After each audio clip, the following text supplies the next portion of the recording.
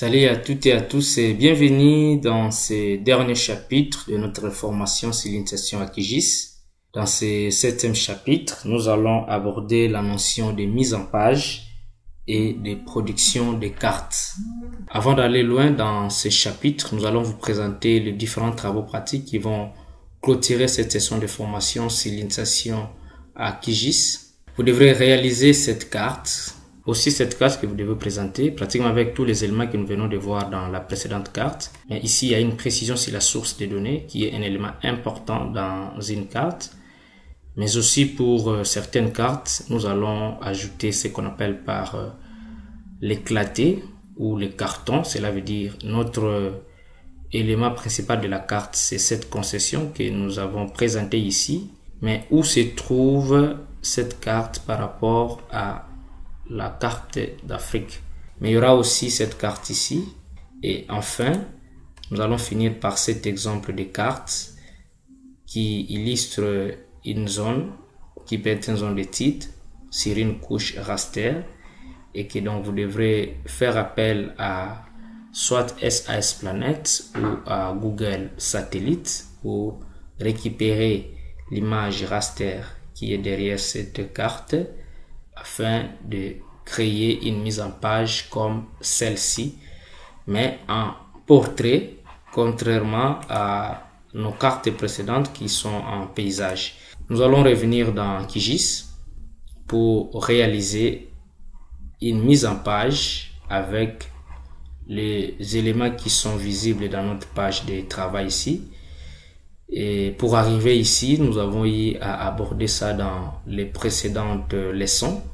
Nous avons travaillé pas à pas pour arriver à ceci. Donc, la carte que nous voyons ici, c'est une carte qui a fait l'objet des précédents chapitres et que nous allons aussi utiliser pour faire une mise en page. Et donc, si vous terminez de traiter vos données, nous allons faire ce qu'on appelle par la mise en page. Donc, comment y aller? Nous sommes dans QGIS 3.32 et la même procédure que dans 2.18 ou dans 3.6.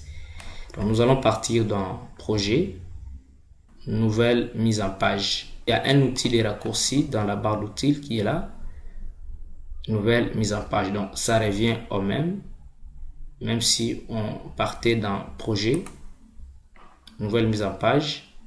C'est les mêmes résultats que nous obtiendrons si nous cliquons aussi dans cet outil nouvelle mise en page. Il nous demande de saisir les noms de notre mise en page. Donc vous pouvez saisir les noms de la concession qui fait l'objet de cette mise en page. Concession X, Y, Z par exemple. Vous pouvez mettre par votre nom. Et puis j'ai dit OK. Il y a cette page qui va s'ouvrir. Avec la roulette de la souris, si je déroule, je peux zoomer en avant, tout comme je peux zoomer en arrière. Alors, nous allons commencer par définir d'abord la taille et l'orientation de la page. Par défaut, notre page est au format paysage et à la taille A4. On peut voir ça dans propriété de l'objet ici à droite. Et que nous cliquons sur la carte. La taille de la page s'affiche, nous voyons que c'est taille A4 et l'orientation c'est paysage. Nous pouvons changer la taille ici en cliquant sur la flèche. On peut concevoir une carte sur une taille A3, AD, A1, A0, ça dépend de votre besoin. Et l'orientation, nous pouvons aussi mettre ça en portrait par exemple. Et si nous regardons notre carte, ici, nous pouvons décider de mettre ça au format paysage. Et donc, je vais rentrer à la mise en page. Ici, je vais changer l'orientation.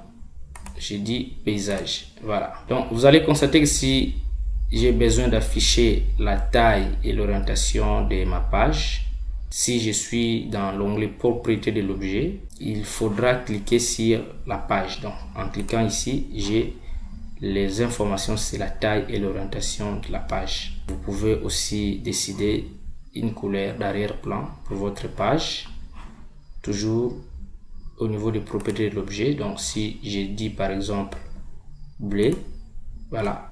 Et donc par défaut je vais utiliser les fonds blancs. Comme nous avons vu ça dans notre premier chapitre sur l'immersion totale dans QGIS, et nous allons prendre l'outil ajouter carte. Donc nous allons cliquer là-bas et nous entrons dans notre page.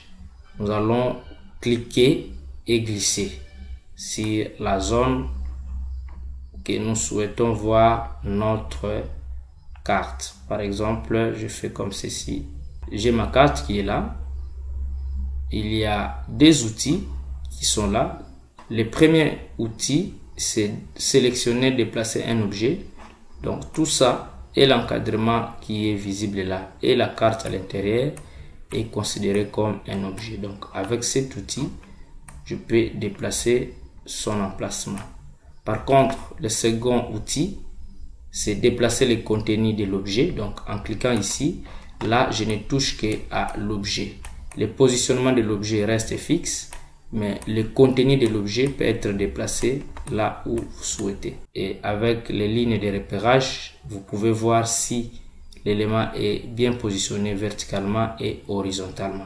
Maintenant, nous allons essayer d'agrandir le contenu de notre objet, donc notre carte. Si l'outil sélectionner déplacer un objet est activé, avec la roulette de la souris, c'est la page qui soit fait le zoom avant ou le zoom arrière. Par contre, nous voulons essayer d'agrandir le contenu de notre objet, donc la carte. Et donc, vous devrez aller ou basculer au niveau de l'outil déplacer le contenu de l'objet. Vous allez constater qu'au niveau de l'échelle qui est de 3775 0.47, si je fais rouler la roulette de ma souris en avant ou en arrière, cette échelle aussi va varier. Donc, regardez, je fais un zoom avant et un zoom arrière. Par contre, quand nous étions ici, en faisant les zooms avant, les zooms arrière, l'échelle n'a pas bougé tout simplement parce qu'il ne s'agit pas de l'échelle de la carte. Si on a du mal à ajuster la taille que nous souhaitons, nous pouvons manipuler les valeurs de l'échelle ici. Nous allons ajouter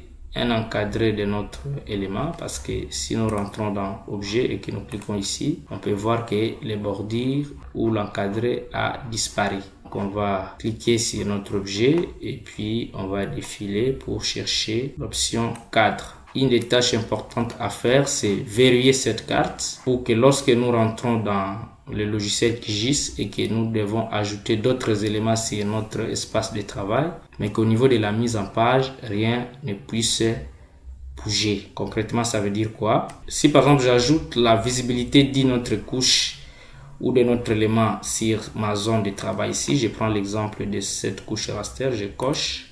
Et si je rentre dans la mise en page ici, comme je n'avais pas verrouillé ma carte, si j'actualise ici, j'ai aussi cette couche raster qui vient au niveau de ma mise en page. Donc si je ne veux pas que ceci puisse se faire, je rentre dans QGIS, je vais décocher cette couche raster, je reste avec ma couche vecteur ici et je rentre dans la mise en page, j'actualise aussi, la couche raster va disparaître, je vais verrouiller les couches, mais je vais aussi verrouiller les styles de la carte. Si je retourne dans QGIS, même si je coche cette couche raster, mais au niveau de la mise en page, même si j'actualise, cette couche raster ne va plus s'afficher tout simplement parce que j'avais déjà verrouillé cette couche. Nous allons ajouter les titres. Nous allons utiliser l'outil ajouter étiquette. Clique là-bas. Et donc je dis OK. J'ai ici lorem ipsum par défaut. Et je vais remplacer ça par concession manioc saison A 2023 par exemple. Je vais prendre ma zone de texte ici, je vais redimensionner ça et puis je vais amener ça ici. Je vais appliquer la mise en forme de mon titre, donc je vais défiler ici. Je descends un peu en bas. Apparence, la police, l'alignement horizontal et vertical, je dis centré, centré. Nous allons modifier la taille de la police et on va aussi mettre ça en gras, donc on va défiler ici. Si on veut appliquer d'autres mises en forme, nous cliquons ici dans cette barre ici et nous accédons à d'autres options de modification de notre police, notamment la taille. Donc on rentre ici dans texte. On peut changer de police ici et on peut augmenter la taille et nous pouvons bien centrer. Voilà, les lignes de repère sont visibles. On peut centrer notre texte et nous pouvons changer la couleur. C'était juste à titre d'exemple. On peut retourner la couleur noire. Et nous allons ajouter les nord géographiques. On va prendre l'outil ajouter une image. On va cliquer glisser ici. Il y a ce panneau qui va s'ouvrir. On prend celui-là par exemple. Voilà, et puis on peut réduire sa taille. Voilà, nous avons ajouté notre nord géographique et vous allez constater que dans 2.14 ou 2.18, il y a quelques éléments de différence. Si nous sommes dans 2.18 ou 2.14, donc toujours la même chose comme on a fait. Projet mise en page, ici c'est nouveau composeur d'impression, c'est la même chose. Concession ABC par exemple. OK. Je voulais parler rapidement du nord géographique. Ici, vous aurez affaire à cette zone qui est à droite. Et donc, il faudra plier l'option propriété principale et dérouler l'option rechercher dans les répertoires. Et voilà, donc j'ai accès à ces répertoires des données SVG. J'ai dans mon objet des nord géographiques. Alors, nous allons ajouter la légende. Ajouter une légende. Il suffit de cliquer et aller à l'emplacement où vous voulez ajouter la légende. Je clique ici par exemple. Il me dit propriété du nouvel élément. Bon, je garde tous les éléments par défaut texte. À ce moment, je dis OK. J'ai ma légende ici qui reprend toutes les couches que j'ai dans QGIS. Et donc, je vais supprimer tout ce que je n'ai pas besoin de représenter sur ma carte. Donc, je vais aller dans la partie à droite, dans propriété. Je vais décocher la case mise à jour automatique pour pouvoir apporter toutes les modifications nécessaires. Comme ça, même quand je vais supprimer des éléments ici et que j'actualise, que je n'aille plus cette longue liste. Par contre, si je laisse cette case cochée, même si j'ai supprimé des éléments et que par mégarde ou pour un autre besoin, j'actualise ma mise en page, la légende va encore s'actualiser et ça va encore reprendre tous les différents éléments que j'aurais supprimés. Parmi les premiers éléments à supprimer, je prends raster ici, je dois supprimer ça. Je défile un peu, il y a les signes moins ici, retirer les éléments sélectionnés, je clique. Champ maïs, oui, ça je peux laisser. Donc on suppose que les éléments qui sont là, c'est le champ de maïs. Mais on va changer cette dénomination comme notre concession est intitulée concession manioc. Donc il suffit de double-cliquer ici. Champ maïs, on va dire champ manioc. Route rivière, on va dire par exemple route. Et voilà, c'est tout. On va prendre notre légende. On va amener ça en bas ici. On va ajouter quand même un encadrement sur notre légende. Donc, on va défiler. On dit cadre. On coche. Quel autre élément que nous allons ajouter? C'est l'échelle. On va cliquer sur l'outil ajouter barre d'échelle. On clique là-bas. Et puis, on vient cliquer ici. On dit OK. Voilà. Nous avons notre échelle que nous pouvons personnaliser. L'unité de la barre d'échelle, c'est les mètres. La hauteur, c'est 3 mm. Donc, si on fait comme ça, on peut agrandir ça. Tout comme on peut réduire ça. Voilà, on laisse ça à 3. Il y a le nombre de segments. On peut aller à un segment. On va mettre ça quand même en 2 segments. On peut mettre ça en 3 segments, ça dépend. Ça, c'est l'échelle graphique avec les styles boîte unique. On peut mettre ça à boîte double, comme ça par exemple. Voilà, nous avons notre échelle qui est là. Autre élément ajouté, c'est les informations sur la carte qui a concis quel est le système de coordonnées de référence utilisé. Voilà. En zone de mise en page, je vais dire ajouter texte. OK. Et donc, je vais appliquer une mise en forme. Je vais mettre les cadres. Je peux décider de centrer ça comme ça. Je vais ajouter les graticules. Donc, je clique sur mon objet. Je vais ajouter les graticules. Dans 2.18 ou 2.14, c'est graticule. Mais dans 3.6 ou 3.32, c'est grille. Voilà. Donc, si je clique ici, je peux dire ajouter une nouvelle grille. Modifier la grille. Type de grille continue. On va dire cadre et coordonnées uniquement. Système de coordonnées de référence, utiliser les systèmes de coordonnées de la carte. Unité de carte, on va mettre ça en millimètres. Et l'intervalle XY, on va mettre 50, 50. Et le décalage également XY, on mettra 50 mm. Et on va cocher la case ici en bas, afficher les coordonnées. On peut voir que les graticules sont là. Mais c'est quel format? C'est le format décimal. On peut mettre ça en degrés, minutes, secondes. À gauche, on va dire vertical descendant. Et à droite, vertical ascendant. Voilà, comme ça. Et nous avons ajouté les graticules. Et donc ici, si vous avez choisi d'utiliser une grille continue, voilà, vous aurez une grille comme ça avec des lignes. Nous avons presque tous nos éléments de notre carte. Au niveau de la légende, je précise, supposons que ce champ ici, si on avait la superficie, on peut aller dans la zone champ manioc pour ajouter, par exemple, champ manioc, espace, on dit 13 hectares. Je donne un exemple comme ça. Voilà, donc ça va aussi apparaître au niveau de la légende pour que nous puissions comprendre que ce bloc ici, qui est le champ de manioc, c'est 13 hectares. On va ajouter un dernier cadre externe, c'est ajouter rectangle. Voilà, on va faire comme ça. Donc il a les fonds blancs par défaut et ça couvre tous nos éléments. Donc on va aller au niveau du style, on clique ici et on va prendre un fond ici transparent. Et comme ça, on a notre carte qui est finie. On peut exporter ça au format image ou au format PDF. Bon, je mets au format PDF. Je vais choisir l'emplacement. Et c'est là dedans que je vais mettre ma carte. Enregistrer, exporter. Voilà, j'ai ma carte qui est là. Très rapidement, on va terminer cette notion de mise en page par comment on peut aussi mettre les cartons. L'exemple de cette carte ici d'Afrique. Donc, vous mettez votre concession et puis vous identifiez là où la carte se trouve. Donc, c'est simple. Il faut partir dans votre logiciel. Nous avons fini ici et puis nous enregistrons. Nous fermons cette page. Nous voulons créer une carte avec éclaté ou le carton qui est là. On peut garder aussi ces fonds raster comme fond de carte. Nous pouvons modifier les fonds de notre concession pour qu'ils soient quand même visibles par rapport au fond raster qui est derrière. Donc très rapidement, on va double-cliquer sur le champ maïs. Et dans symbologie, on va dire symbologie unique. Et puis, nous allons mettre un fond, par exemple, le fond blanc. On va dire appliquer. On peut déjà voir ça ici, que c'est visible. On peut constater notre couche qui est là.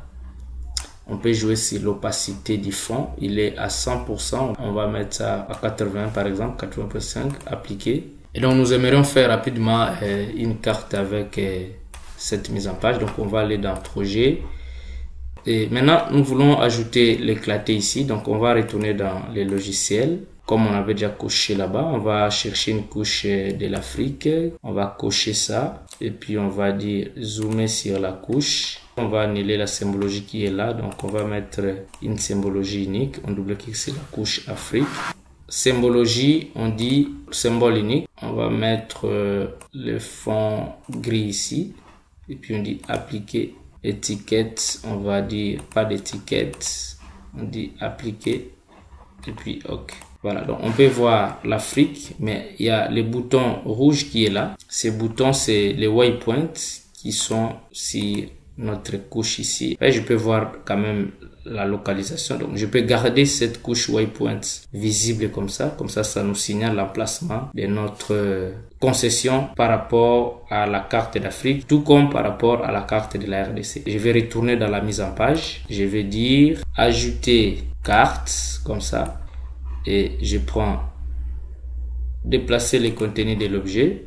Comme ça, je vais ajouter le zoom. Je peux zoomer ça. Voilà. J'ai quand même quelque chose comme ça. Et je peux aussi cocher la case verrouiller les couches comme ça. Même si je rentre au niveau du logiciel et que j'apporte des modifications ici, lorsque je vais actualiser ma page ici, il n'y aura pas de problème. Je vais ajouter une flèche pour indiquer la localisation. Je prends l'outil ajouter flèche. Je vais cliquer glisser. Voilà. J'ai ma flèche qui est là. Je peux bouger cet outil et je peux maintenant appliquer une mise en forme sur ma flèche, et notamment l'épaisseur de la flèche, du point, voilà. La couleur des traits, je mets rouge. Couleur et remplissage de la flèche aussi, je mets rouge. Voilà, ça c'était notre dernier chapitre sur l'initiation à QGIS. Veuillez soumettre vos TP. Trouvez les couches shapefile ainsi que les couches raster de tous ces TP dans votre espace élève. Et merci pour vous qui avez suivi cette formation et à bientôt.